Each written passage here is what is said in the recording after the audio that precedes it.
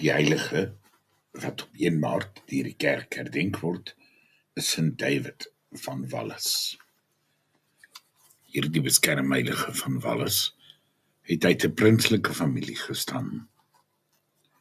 Hy was 'n diepgelowige jongman wat vroeg reeds geroepe gevoel het om priester te word.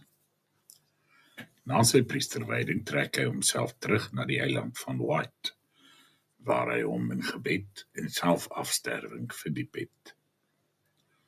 Later keer hy terug en word hy tot owerste verkies van die klooster van Taiguen. Hy stig etlike ander kloosters en deur sy persoonlike heiligheid word hy 'n ware apostel wat tallose mense na die Here Jesus gelei het.